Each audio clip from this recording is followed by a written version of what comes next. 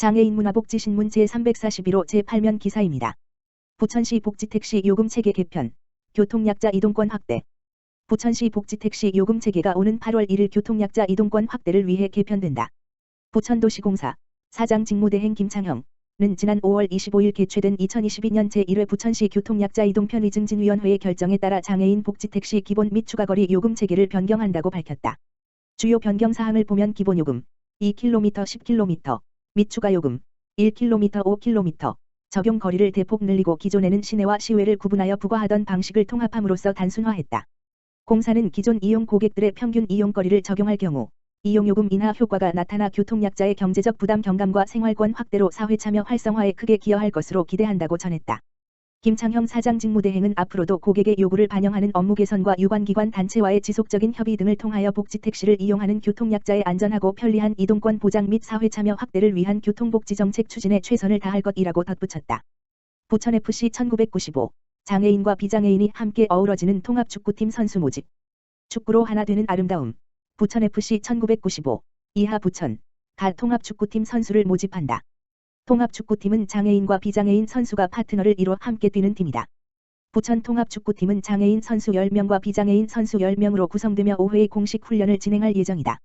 함께 훈련을 마친 통합축구팀은 한국프로축구연맹에서 진행 예정 8월, 10월 2회 예정 인 통합축구대회에 참가할 계획이다. 부천 통합축구팀의 장애인 선수들은 공식 업무 협약기관인 부천시 장애인 종합복지관의 복사골FC 선수들로 구성될 예정이며 비장애인 선수들은 이번 모집을 통해 공개 선발한다. 비장애인 선수 선발은 전화 인터뷰 및 실기 테스트를 통해 진행된다. 최종 선발된 인원은 대회 전 공식 훈련 8월 2회, 9월 3회 예정에 필수 참가해야 하며 구단에서는 훈련 및 대회 참가에 필요한 용품을 지원할 예정이다. 부천 통합축구팀은 전문 축구 선수 출신, 조인 KFA 기준을 제외하고 나이, 성별 관계없이 누구나 지원 가능하며 모집 기간은 7월 6일, 수, 가진. 부천FC 1995 홈페이지 www.bfc1995.com에서 지원서를 다운받아 이메일 jcl@bfc1995.com을 통해 접수하면 된다. 부천시 사회복지급식관리지원센터 상동호수공원 연계치유의 향기를 싣고 프로그램 실시. 부천시 사회복지급식관리지원센터 센터장 이수정 이하 센터는 지난 6월 14일 물결표 쌓인 15일 2일간 코로나19 지속화로 쌓인 스트레스와 답답함을 해소하고자 등록급식소 어르신 95명 장애인 40명을 대상으로 부천 상동호수공원과 연계하여 치유의 향기를 싣고 프로그램을 진행했다. 해당 프로그램은 건강체조 상추 수확하기 저염 영양 쌈장 만들기 포토존 촬영 실내 식물일로 숲이야 관람 일정으로 체험활동이 진행되었으며 수확한 상추와 곁들일 저염 영양 쌈장 만들기 요리 활동을 함께 실시하여 참여자의 호응도가 매우 높았다. 또한 외부 활동이 어려운 입소자도 참여할 수 있도록 실내 치유농업 건강체조 상추 모종 심기 영양 쌈장 만들기 활동을 등록급식소 입소자 약 400명을 대상으로 센터 영양사가 직접 방문하여 교육할 계획이다. 상동호수공원 연계 프로그램에 참여한 시설장은 코로나19로 지쳐있던 어르신의 몸과 마음이 힐링되어 더욱 건강해지는 느낌이었고 오랜만에 야외로 나온 어르신들도 너무 즐거웠다고 이야기하셨다고 말했다. 이에 이수정 센터장은 어르신과 장애인분들에게 다양한 체험의 기회를 제공할 수 있음에 감사하며 몸과 마음의 활력을 위한 체험 교육을 지속적으로 확대하겠다고 전했다. 장애인 가족들의 사회적 지원 체계 만들 것.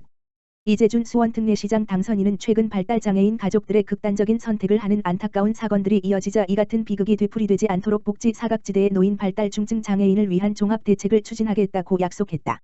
이재준 당선인은 18일 수원역 지하 1층에 마련된 발달 중증 장애인 참사 경기도 분향소를 방문해 헌화하고 이같이 말했다.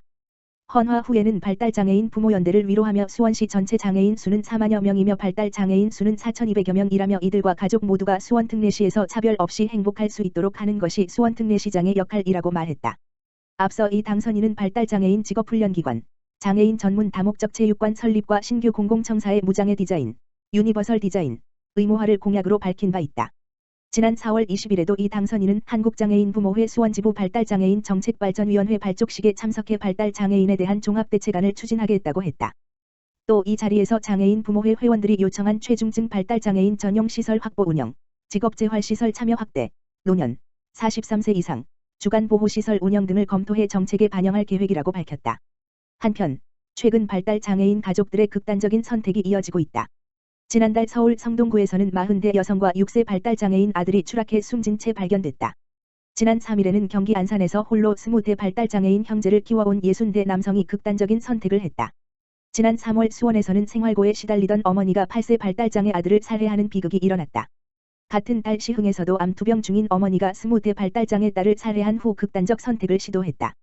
이 같은 참사가 연속 발생함에 따라 전국장애인 부모연대 경기지부와 경기장애인 차별철폐연대가 발달 중증장애인 참사 경기도 분향소를 마련했다. 수원시 저소득층 가구의 식료품 담은 해피박스 전달. 지난 6월 8일 한 언론의 하위 20% 가구, 소득 40% 이상 식비로 썼다는 제목의 기사가 보도됐다. 저소득 가구는 식비 지출 비중이 높아 밥상 물가 부담이 보통의 가구보다 더 크다는 내용이었다. 수원시는 기사가 보도된 후 저소득층의 식비 부담을 덜어줄 방안을 고민했고 사례관리 대상 가구의 식료품 꾸러미인 해피박스를 전달하기로 했다. 수원시는 지난 23일 식료품 지원이 필요한 사례관리 대상자 136가구의 즉석밥, 삼계탕, 찌개, 구이김 등 5만 원 상당 식료품이 담긴 해피박스를 전달했다. 장안구 30가구, 권선구 42가구, 팔달구 30가구, 영통구 34가구다. 44개 동의 사례관리 대상 694가구 가운데 중장년 1인 가구, 중증장애인 고난도 가구, 2021에서 2022년 수원시 휴먼서비스센터 솔루션 의뢰 가구를 우선으로 선정했다. 수원시 2022 정보문화유공 대통령 기관 표창. 수원시가 과학기술정보통신부 주관 제35회 정보문화의 달 정보문화유공 포상에서 대통령 기관 표창을 받았다. 조청식 수원시장 권한대행은 6월 28일 서울 노들섬 다목적 홀숲에서 열린 제35회 정보문화의 달 기념식 중 진행된 시상식에 참석해 이종호 과학기술정보통신부 장관으로부터 표창을 받았다. 과학기술정보통신부는 디지털 정보격차 해소, 디지털 역기능 대응 등에 이바지한 유공자, 단체의 정보문화 유공 포상을 수여한다. 수원시는 AI, 인공지능, 스마트 돌봄 서비스 서류 제출 필요 없는 비대면 자격 확인 서비스 베리어 프리, 장애물 없는 키오스크 설치 등으로 디지털 약자가 수월하게 정보에 접근할 수 있는 환경을 만들고 디지털 역량 강화 교육을 확대하는 등 정보격차 해소에 적극적으로 나서 좋은 평가를 받았다. 수원시는 지난해 8월부터 연무동에 거주하는 홀몸 어르신 등 어르신 250가구를 대상으로 AI를 활용한 스마트 돌봄 서비스인 어르신 AI 음성 인식 서비스를 제공하고 있다. 또 공공기관의 공공서비스, 지원 사업을 신청할 때 비대면으로 데이터를 전송할 수 있는 비대면 자격 확인 민원 서비스를 운영하고 보건소 임시선별검사소에는 어르신과 장애인이 편리하게 이용할 수 있는 비접촉식 베리어 프리 키오스크를 도입했다.